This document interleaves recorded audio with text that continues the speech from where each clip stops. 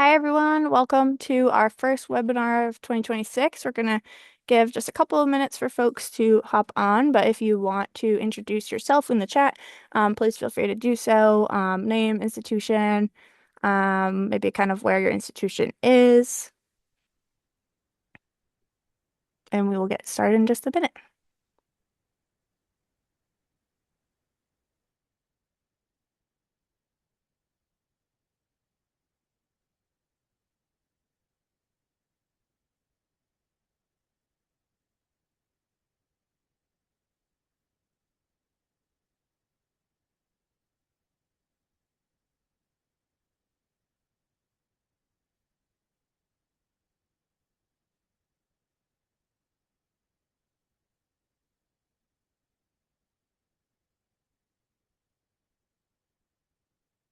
For people on the call, we should get some like waiting music going on for when we in the beginning here. Something to think about for the rest of this year's webinars.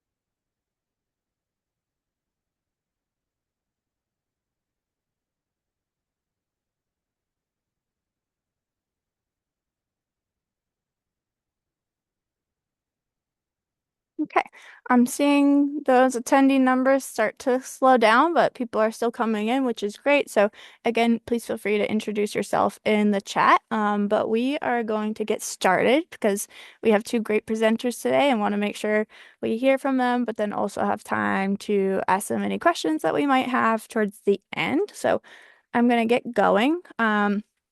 So again, this is our first webinar in CURC's 2026 webinar series.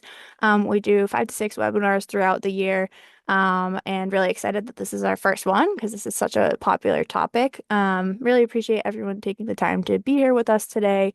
And so today our topic is swap, stores, and more strategies to facilitate reuse. My name is Carly Thibodeau. I'm the Director of Sustainability at the College of the Holy Cross. We're in Western Massachusetts. I'm also the chair of the webinar committee at CURC. And for those of you not familiar with CURC, we're a community of zero waste champions, mainly in higher education, but also kind of bordering into other realms as well. We are a free member-based organization. We work towards waste reduction, diversion, sustainable materials management via information sharing, educational support, and networking opportunities, mainly among faculty, staff, and students, but again, really kind of starting to expand that network into other sectors as well. Today's session is part of our free webinar series, runs every other month throughout the year. And so really we're trying to highlight innovative campus programs, provide trends and perspectives on a really broad range of kind of operational and educational topics related to collegiate recycling and sustainable materials management. Just a few housekeeping notes before we really get into things. If you have any problems with your audio or video, you can visit Zoom Support Center at support.zoom.us. And so just to avoid background noise, everybody but our panelists are on mute. But if you have any questions at any point during the webinar, we really encourage you to submit them using the Q&A section. So please make sure to use the Q&A function for any of those questions as they could get a little bit lost in the chat. And so we will be getting as many of those as possible at the end of the presentation. If you have any general comments or notes or are like, wow, this is so awesome, feel free to put that in the chat. And we always get this question, so a copy of today's slides will be available to download, and we'll also have the full recording posted on our CURC website as well within the next few days or so. I also just want to take a minute to highlight and encourage folks, if you haven't already, to join our Recycle listserv. This is a really great resource, covers all sorts of topics related to recycling and waste reduction programs at college and university campuses. other related topics of interest to people responsible for planning and implementing those programs. Subscription is free. It's open to everyone. Really easy to subscribe, really easy to kind of post questions in there and crowdsource ideas and vendors, strategies, what have you. So to subscribe, you can click the link that is in the slide, which our tech support team is going to drop in the chat. And so basically you can just click sign up for Recycle Google group. You'll see a button that says ask to join. And so once you do that, you'll be able to post and respond to messages and get those emails, which is great. Okay, so shifting to the meat of the matter today. Um, we today have two great speakers to talk about a really trendy topic, how to facilitate reuse on campus. And so today what we're going to be learning is strategies for how campuses can make reuse easy, visible, and community driven by launching and then sustaining reuse initiatives, which sometimes is a little bit harder to like keep those things going. And so we'll learn about kind of an evolution from pop-up clothing swap models to upcycling programs that evolve into permanent locations and engagement campaigns, normalizing sharing over buying new. Our presenters are Vanessa Slinger-Friedman from Kennesaw State University and Sarah Knott from Marquette. And so Vanessa is a professor of geography at Kennesaw State. She coordinates the OwlSwap, which we're going to hear about today, a sustainability textiles and apparels initiative at KSU. And that includes two free campus closets, a monthly clothing swap, upcycling programs, and community outreach. Her research interests include innovative pedagogy to teach about sustainability, and Vanessa is currently KSU's CETL faculty fellow for teaching excellence in sustainable communities. So really excited to have her. And we also have Sarah Knott, who is at Marquette University. She is their sustainability specialist. Cited in student affairs, she advances student engagement by creating meaningful sustainability initiatives through events, educational programming, internships, and community organized efforts that foster awareness, social responsibility, and sustainable action around individual and collective impact. So we have two great presenters. They're ready and excited to share their knowledge. As a reminder, if you have questions for them, please use the Q&A function. And so then we'll get to those during the Q&A portion of the event. So with that, please welcome our first presenter, Vanessa from Kennesaw State, to share her insights.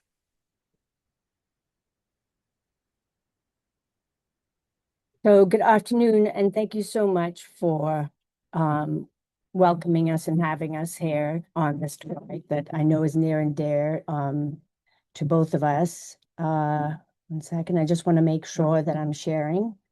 Is everybody seeing that? Yes, we can see your slides. Thank you.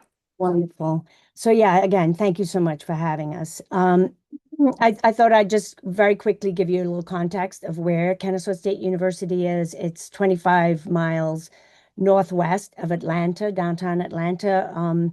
It is, I believe, the second largest university in the state of Georgia. We're probably less well known than UGA, University of Georgia, and Georgia Tech, but we are large, and we have about 48,000 students, so significant size. So in sharing the story of OwlSwap, I think it's really appropriate because it explains how this initiative started and how students really spearheaded the beginning of it. And in sharing the story, I want this question is kind of how it all started, in that it began in a geography of clothing class in 2017, where students were exposed to this question. I know who made my shirt, do you? And most people don't know the answer to that question. The students didn't. And it was through exploring this question in terms of who made their clothing and how was it made, what was it made of, that students came to find out a couple of pretty stunning facts about the fast fashion industry in terms of who was making their clothes. Just it had shifted from the 1960s, where 95% of clothing was worn in the US was made here. And then by 2010, this had shifted to only 5%. And the fact that most of the clothing was being made in far-flung places of the world, mainly in Asia and Latin America, by mostly by women between the ages of 18 and 25, much like themselves, right? Much like college students. So, and also these people working, these women working in less than desirable conditions. And the just understanding the students understanding more about the clothing supply chain, that it's in these far-flung places, although the clothing ends up on the backs of people mainly in North America and in Europe, that it's really a very complex supply chain impacting, involving countries, involving goods in a supply chain that move materials all over the world. Um, excuse me. So the course, this Geography of Clothing course, gave them an understanding about the fast fashion industry, that really emerged when retailers could get fast fashion from the runways into the retail stores in as little as 2 to 4 weeks. This had really sped up very rapidly, in recent times. And in the race to keep up with all of these trends off the runway, this inspired mass production of cheaply and poorly made clothes. And so today we buy 400% more clothing than we did 20 years ago. So this was pretty stunning to the students. And then they also got an idea of the environmental impacts of the fast fashion industry, including the use of petroleum to make uh, polyesters, clothing, and which is 65% of the clothing that we wear today, that humans wear today. And also the microplastics that get into the air when we wash these clothing, and then into that air, into the water, and then into our food supply. And also an understanding of the pollution that comes from the clothing industry, everything from dyeing to just releasing this polluted water into rivers and streams. And in where most of our clothing is made in less developed countries of the world, there is not a lot of cleanup systems that happen. Most of the water, 90% of the water, gets released into streams without being treated. And then the emissions that come from this industry, which is it was pretty stunning to them. So everything pretty much from fiber production all the way through disposal, understanding that whole chain and what happens in terms of the impacts on the environment. So it was a revelation, to say the least. So, we all feel better about ourselves when we donate, but the reality is that the less developed countries of the world are becoming a dumping ground for our discarded clothes. Only 30% of donated items to areas like here's Chile and Ghana, for instance, but only 30% of those clothing is reused. The rest get dumped into their landfills, and it can involve waste that lasts up to 200 years in the landfill. And then on average, an American wears clothing for about 7 to 10 years before, 7 to 10 times before disposal, which means that about 80 pounds of clothing per year get disposed in the landfill. So this was pretty shocking, as you can imagine. I mean, these may be facts that you're familiar with already, but these students, it was eye-opening and also disturbing, and they wanted to do something about it. So that's where OwlSwap came in. It was student created in that they said, what can we do about this? And they hosted the first OwlSwap clothing swap. And the idea behind it was very simple. You bring up to 10 items of clothing, get 10 up to 10 tickets to exchange for 10 new items new to you. And the first swap was small, just 30 participants, um, you know, some clothes, but not a ton. And at the end of it, two small containers moved into my office because there was surplus. So that's something you learn quickly. There will be surplus. And we continued with the swaps over time, and that amount of clothing grew to the point that I went to my department. I'm in geography and anthropology. And I said, can I get some shelving space? So that's what you see here is this shelving space. And over time, as this initiative grew, it got to the point where I just asked enough times that we finally got a room space, which has now grown into we commented about three spaces right now, which is a closet space, which I'll show you in a bit, a workshop space, so a conference room space where you can host meetings and have workshops, and then also a surplus storage space on one campus. And then we have another closet. So we have two closets. The other closet doesn't have as many, just has the one closet space. Um, so that's where it started. OwlSwap continues to host monthly swaps. They now draw in up to 250 participants, and they engage hundreds of volunteers a year. Over 6,000 people have swapped at an OwlSwap swap, and we basically have within the 4-hour period of the swap about 700 items of clothing exchange hands. So today, as part of my service load as a professor, because I'm a professor of geography, I coordinate OwlSwap, and I work with a team of 7 federal work study students. And the federal work study program is really the largest financial support that I have. Um, in 2022, we also created a relationship with Cobb County through the Cobb County high schools, where we have set students. These are 1 or 2 high school students that have graduated from high school, but are not yet ready to enter the working world. And so they come to us as interns to kind of get career ready or job ready. OwlSwap also has benefited from being connected to the AmeriCorps program and the campus climate EnviroCorps program to have various year-long, either full-time or part-time AmeriCorps people. We are no longer connected to that program, so that was just for a period of time.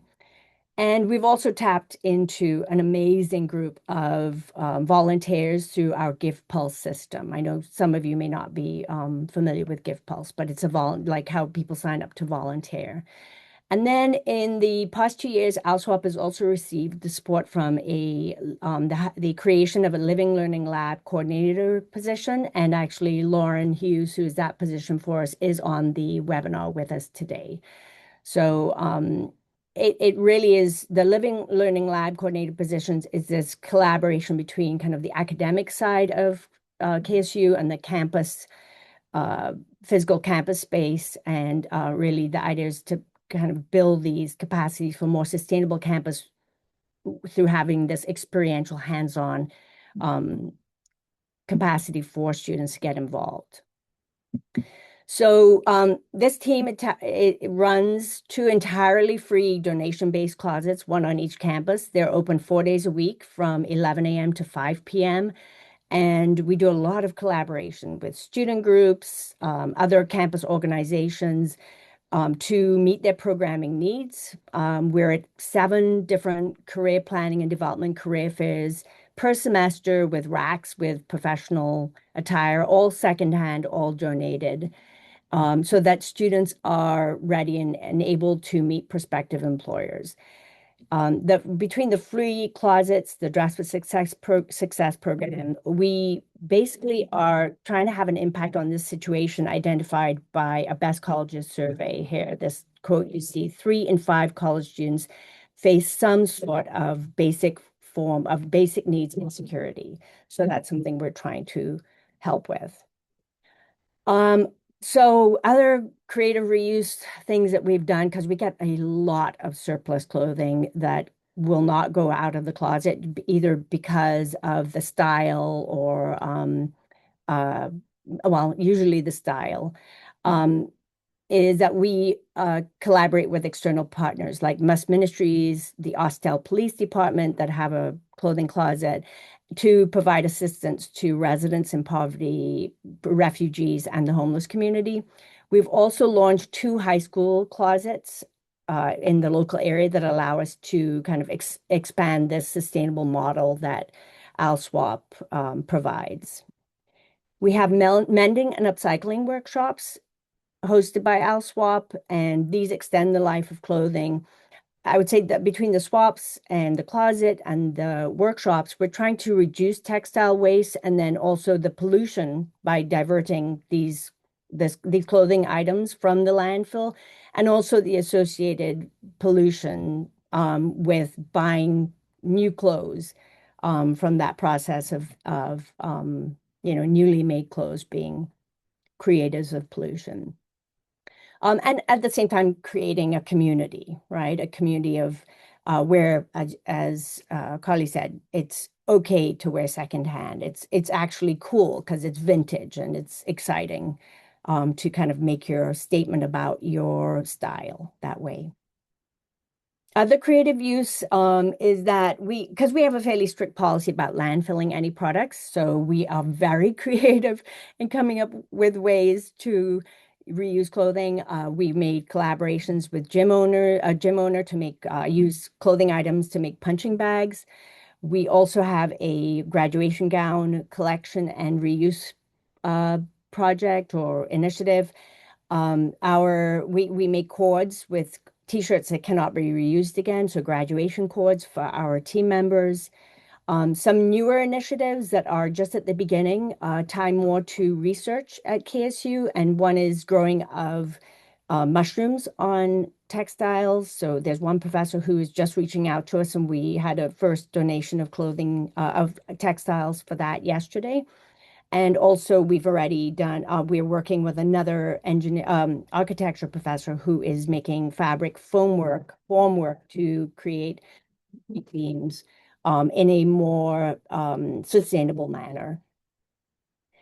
So some impacts that we've had, and this is just we're doing a lot of number crunching right now. So this is actually a little bit outdated, but just within the first 4 years, we had almost equal amount of items coming in as going out, both in terms of numbers and value.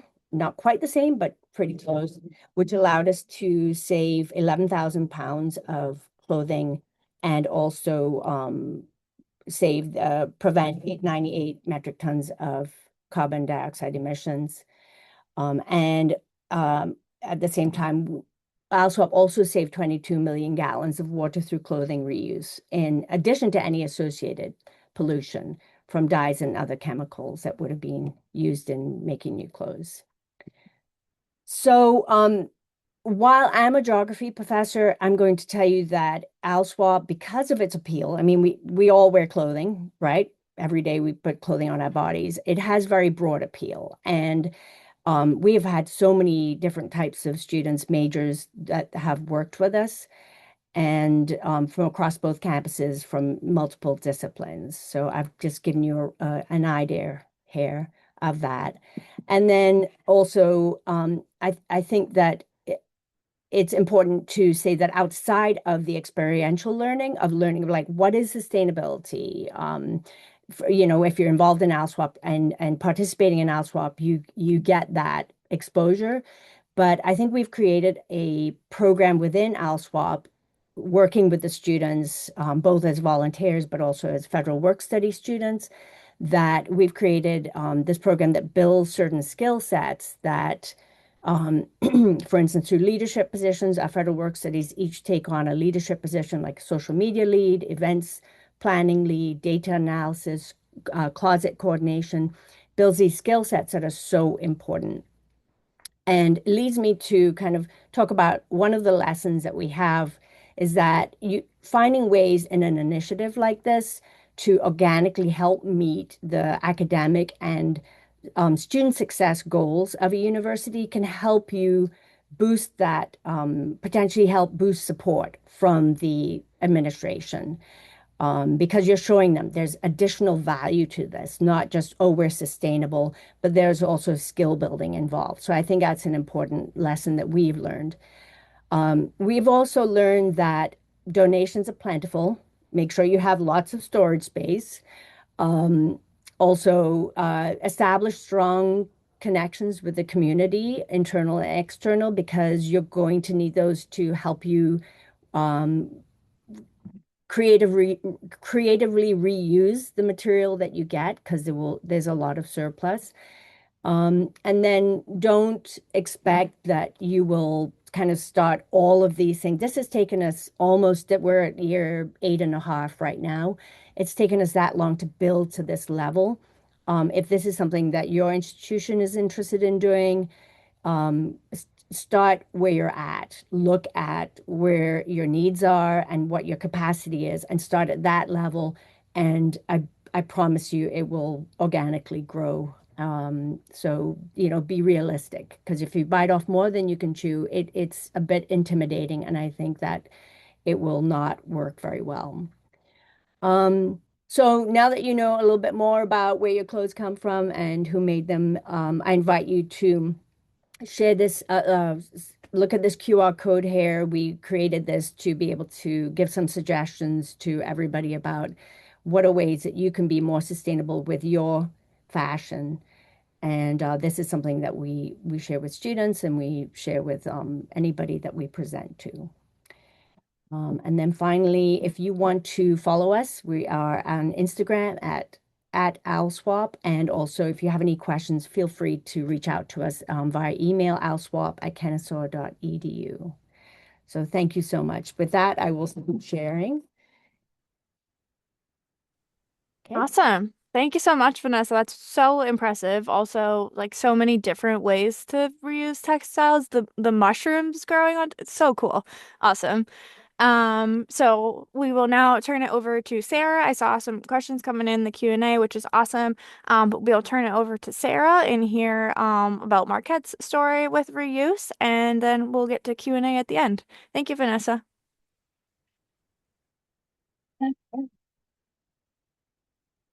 Share my screen. All right. Can folks see that all right? Yes, thank you. Okay. All right. Yeah, great. Yeah, I'm Sarah Knott. I'm Marquette University Sustainability Specialist. I will be talking to you today about our career closet, but first I'll give a little context to about Marquette and our size and where we are. So we're located in Milwaukee, Wisconsin. We've got about 8,000 undergraduates and about 3,700 graduate students, and we're a private institution. So take a look at this first photo here. We're inviting you into our career closet. This is one of our primary spaces. Just a general overview of what we'll be discussing today. We'll start about the origins, our shift to a permanent space, our impact over time, what kind of engagement efforts that we have done in the past or ones that we are doing, along with successes and recommendations. So it first started out in 2022 as Where Your Success. Graduate student Myra Elenies, she was received seed funding through the Brood Ideas Challenge. The Brood Ideas Challenge is through our innovation hub on campus. So students develop a proposal and pitch it to, like Shark Tank style, to a board of directors, and then they get to decide who receives seed funding to propel their project. Her primary area of interest for this proposal was to make professional wardrobe reality for first generation and low income students. She noticed a gap in student need and access to professional clothing on campus. As a first generation student herself, she knew the experience firsthand when she landed her first undergraduate internship, but quickly realized that she did not have professional attire to start her first career opportunity confidently. So when she applied these studies to her experience on campus, she found that career centers on campus did not have or provide enough professional clothing support for the approximately 22% of graduate and undergraduate student body that were Pell Grant eligible. So providing students who may not have the opportunity or access to be able to have that sustainable solution for them. So here were some of the primary goals that Where Your Success started off with. Providing professional clothing to graduate and undergraduate Marquette University students to support them in their career endeavors, increase the life cycle of clothing and responsibly decrease waste in landfills through distribution of clothing donations, and engage the campus community, employers, and external partners in this mission. Now, it's been 4 years since this has started as the pop-up that it was to being permanent in our institution, and these goals are still applied and achieved today. So here's some context for a timeline of events. Within its first year in 2022, it was initially set up, as I said, that pop-up series as Where Your Success on Campus each semester through the Innovation Hub, which Mayra won the award for to start this project. In its second year, 2023 to 24, oversight was adapted by the Career Center, which it then was renamed as the Career Closet, still kind of doing pop-up, small space. So yeah, kind of in that ephemeral spot. But now since January 2025 to here we are, 2026, we are now in Iggy's Market, which was due to an expansion of our Basic Needs Resource Center, which I'll talk a little bit about. But, you know, a little context, here's Iggy, our mascot for Marquette University and our primary statement for our Basic Needs Resource Center is cultivating a campus where sustainability meets support. So that's kind of how great the Career Closet fits into that. So kind of that top-down approach of, you know, where we're housed and everything. We're within the Division of Belonging and Student Affairs, and then the Community Service and Social Responsibility Office houses Iggy's Market, primarily that social responsibility wing. So Iggy's Market is the Basic Needs Resource Center on campus. It's twofold. It houses our backpack program, which is our free food pantry for students, all students on campus to utilize, and the Career Closet, which provides gently used professional and business clothing to students at no cost. So how does it work, right? Book by appointment only, 30 minutes at a time through Microsoft Booking. We have 2 rooms of clothing with 2 other rooms for changing. They can try on in-house. Everything is separated by size and by style. Students get to pick 1 to 2 outfits of any combination of 1 bottom, 1 shirt, 1 jacket, 1 dress, and 1 suit. And the best part is you get to keep the clothes. You know, our Basic Needs Resource Center is open every day with select hours as it's volunteer staffed. But once, you know, we have the Basic Needs Resource Center running, students can see that on that MS booking of, hey, you know, it's February 19th, we're open, fill in that 30-minute slot. I also figured to include some signs within our Career Closet. You know, we get a wide variety of students that come from different backgrounds of, hey, maybe this is their first time putting on or trying on professional clothes or looking for something for an interview. So having that distinction, kind of like Vanessa had as well, of the difference between professional business clothes versus business casual, having that spectrum there. And especially with it being those appointment only, you know, students can go in there by themselves and kind of take their time browsing, but also kind of learning and understanding what culture am I about to walk into? How do I want to represent myself? So applying that to their, you know, their life, right? And here are some pictures of what our Career Closet looks like in our both of our space, you know, showrooms or, you know, browsing spaces. So it's designated by style with the blue signs from short sleeves to long sleeves, pants, dresses, skirts, all the way to shoes. And then on those racks, you can see how they're broken down by size. So it's all inclusive for any folks to utilize. So where are we getting these clothes? We kind of go through 3 different avenues, but here are some of our primary collection partners. A lot of them come from Marquette community members who frequently collect and donate professional wear. I know some faculty or staff members will just walk in with a bag and say, would you like to take these? Other times we will, Iggy's Market will put out a bin in a communal space on campus like our union and say, hey, we're collecting these particular items at this time. You know, we appreciate your support. Other times we've been approached by some of these other organizations saying, hey, we'd love to start a clothing drive, or hey, we've already done one. We'd love to provide these clothing items to you. So a lot of these are local, but they're a wide variety of different corporations, and they provide diverse sets of style and sizes as well. for our pilot year, for when it was in its first year with the pop-ups, just that general impact. It had 225 Marquette undergraduate and graduate students served through 3 pop-up events, 6 employer clothing drives, 2,500 clothing items kept out of the landfill, and 60 Marquette community members are engaged in 5 events totaling 110 volunteer hours. So it's great to have that impact measured through those metrics and see that it had a fairly successful first year, proving that this was a worthy contribution from the Brewed Ideas Challenge. So for our permanent impact, it's been great with the importance of location, leading to more storage and space for students to try things on or items to be staged for them to browse through.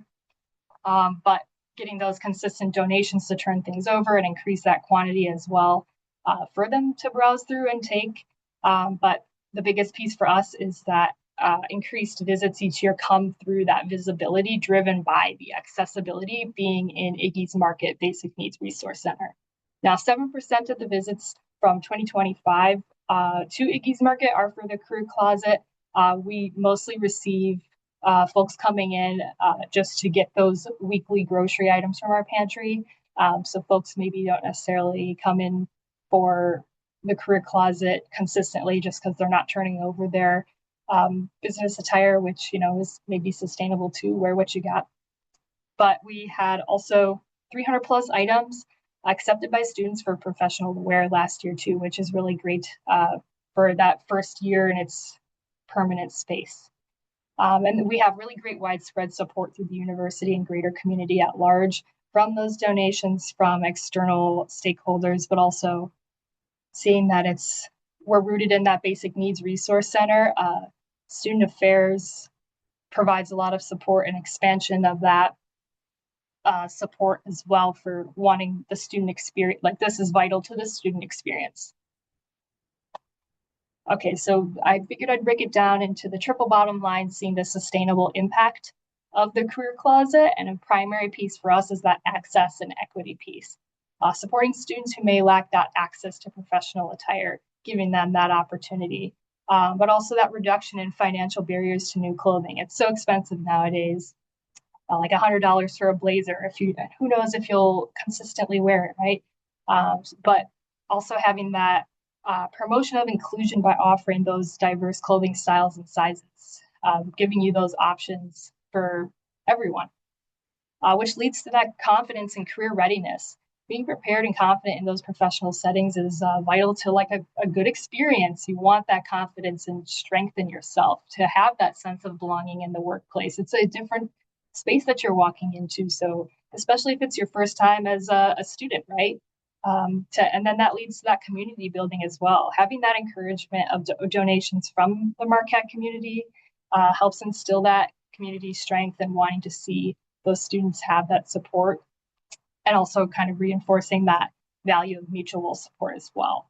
And then there's that environment and society overlap of engaging students in sustainable behaviors and making that decision between, do I really need to go off campus and go buy these items or buy it online, even though it's so expensive and I don't know how often I may wear it.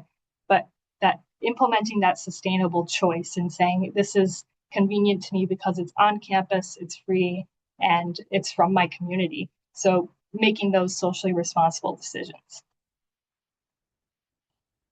Onto the environment piece, the circular economy, having that reuse and redistribution piece rather than consumption of more goods, which leading to decreasing our carbon footprint on campus and just individually as well. So fewer new clothing is being purchased, and also that leads to reduction of developing the product itself from production, transportation, and packaging then.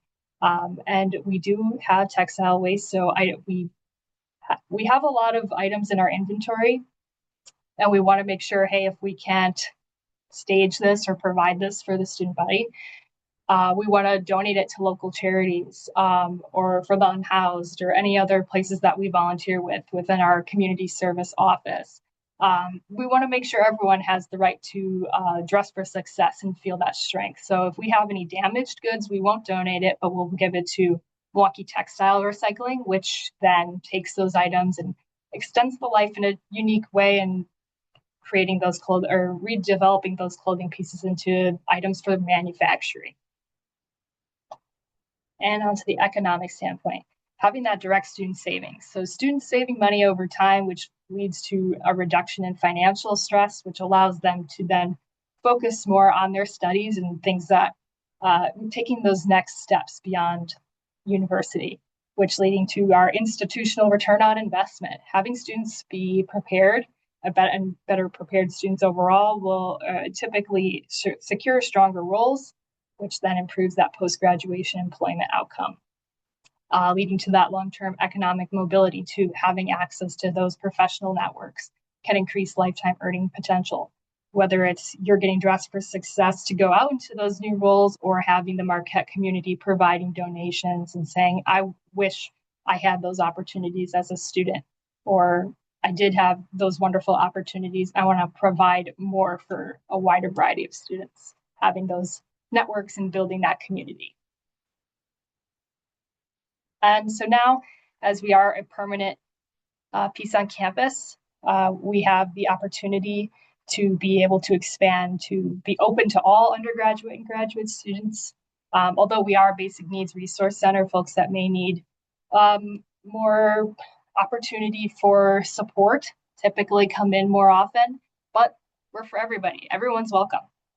We also have the opportunity to work with and also inspire other Marquette organizations. So for example, Rewear at Marquette is a student group that has clothing swaps for casual clothing. So instilling that socially responsible behavior of maybe you provide some clothing and you walk away with new ones. And, thrifting is cool, like we've been saying now. So although it is cool, you're taking part in something that is sustainable and making that positive contribution into your community. The LGBTQ Resource Center has a queer closet, which operates fairly similar to our structure as well, of size and style rather than gender distinction. So everyone gets the opportunity to feel and be a part of an inclusive environment to be affirmed and feel confident. The Career Center and internship courses, they also feed into the career closet saying, hey, if you want to take a headshot with us, or you have to practice for an interview, or you're about to take that next step and take an internship or your first job, come on into the career closet. So we get that extra engagement there. In campus sustainability, that's me, that's my office and students. We offer clothing swaps as well, but also those mending workshops too. Maybe you get some clothes from the career closet, or you're thrifting and you're like, hey, I want to extend the life of these things. This is a valuable skill. We offer a variety of different examples to lean on that waste reduction piece and educate further on that. A new engagement piece that we just took part in about 2 weeks ago, Marquette University Advancement came in and wrote some compliment cards, a big stack of them too. And so putting those in the pockets of clothing to when you're trying something out, or maybe you walk out with something in the career closet and you're a little nervous before your interview and you check your pocket and you see like MU grads can change the world, or you're amazing. That fills you with confidence and strength, and knowing that my community cares about me, and that gives you that extra boost. And I think kind of instills that sense of belonging. So kind of to wrap things up, what works for us? That permanent location tying to the food pantry and particularly Iggy's Market Basic Needs Resource Center has increased our visibility, and also that narrative shift to waste reduction as well. Like, although this is the Basic Needs Resource Center, and these two areas fall under it for that support for the student body, waste reduction is another aspect. That's how campus sustainability falls under it too, instilling those socially responsible behaviors and learning about your impact. Our institutional support is strong, seeing as though it's foundational under student affairs. A lot of support there to expand further throughout leadership and also other areas of the university, which leads to that sustainability part being interdisciplinary, applying wherever possible, seeing where other parts of the university may want to engage further on this or show more students about this opportunity to expand our efforts and reach further out, but also maybe more donations as well. Just sharing further about what a great opportunity that this is and how people can play a part. So some recommendations: getting buy-in somewhere from campus. I think one of our biggest pieces for that was understanding that the backpack program, which is our food pantry, was needing to expand, as food insecurity is a fairly large part of our campus, and wanting to reduce that. The backpack program needed more space. So we landed in this wonderful spot on campus with more room, and seeing that the career closet could fit under that and be absorbed allowed for the expansion, and that led to buy-in from leadership, and in that first place of wanting to create further efforts for Iggy's Market. And knowing your capacity and time and space, if you're someone that's either going to be overseeing this or with a group or your office, having those boundaries on, okay, we know how much space we have for storage or to offer for staging items for students to come in, knowing how much finite space you have and what do you want to fill it with. And because we have that issue too. We're an urban campus and we have like no space within our city or within our institution's buildings. So just understanding and defining those things is important, and knowing what items you can and cannot accept too. Defining that with your community and the folks that you may be receiving donations from. Maybe you need more shoes or you need more jewelry. Just making those requests, and especially you have that buy-in from your community or your external community, it will come. But all right, that's all for me.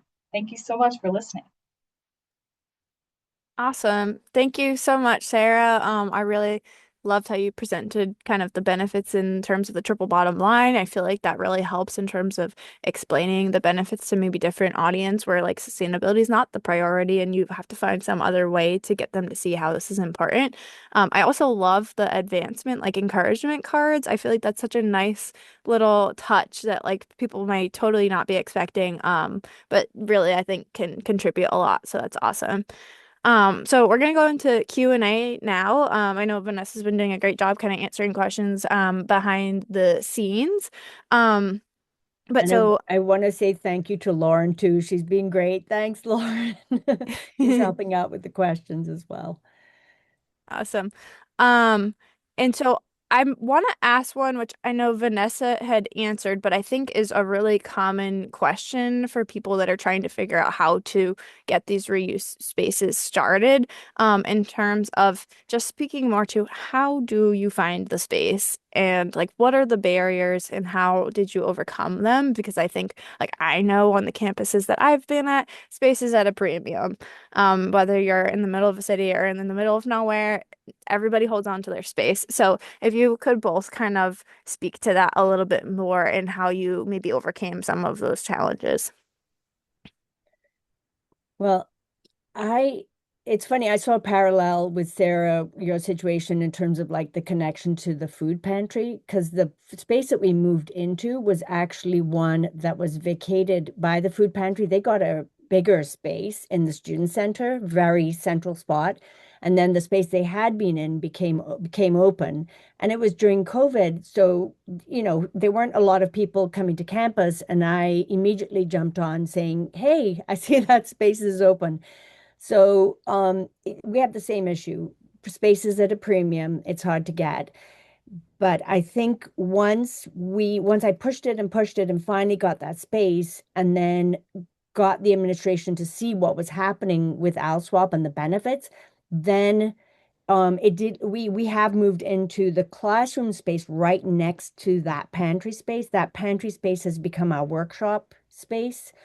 And it's been a lot of persistence in asking for the space and showing them that there are connections in so many different ways. There's so many benefits, and I think you do have to fight to make that case for it. And I will freely admit we've been lucky to get people who in administration in my college who have supported the development and growth of OwlSwap. Yeah, I think for us, yeah, that space is premium, as I was saying too. And the space that we're in now, now used to be our career center, and the career center went to a more public space on campus, and so they shrunk in size. So it's there's only two like full-time staff in our space, so we have all of these offices to fill with donations and um, our inventory essentially. Um, so to be able to vie for that was, yeah, the expansion of the backpack program, our food pantry, and I think conveying to those particular outcomes that people want to see of how many volunteers are we utilizing to expand our efforts, but also how much clothes are we turning out, or student success rates, to get more of that buy-in and support for maybe if we want to take up the second floor of our building, right? But I think, yeah, conveying those benefits is a really big thing too in those different interdisciplinary perspectives. Awesome. Thank you. And then, sorry, if I can, I think it's worth mentioning the other collaboration that can yield benefits in this area, career planning and development. Mhm. Our second space, the closet on the Marietta campus, which is our other campus, came from a collaboration with career planning and development. They gave us one of their, it's a very small space. It's about 1/3 the size of our Kennesaw closet. And but they essentially, when they saw we were doing our Dress for Success program, when they saw the level at which we were operating, they had been planning to do that kind of program. And they said, whoa, you guys are already doing it. Why are we competing? How about we give you a space for the other campus? So that's how that other closet came about. So collaboration where people can work together for a common goal, I think is super important. Awesome. Thank you both.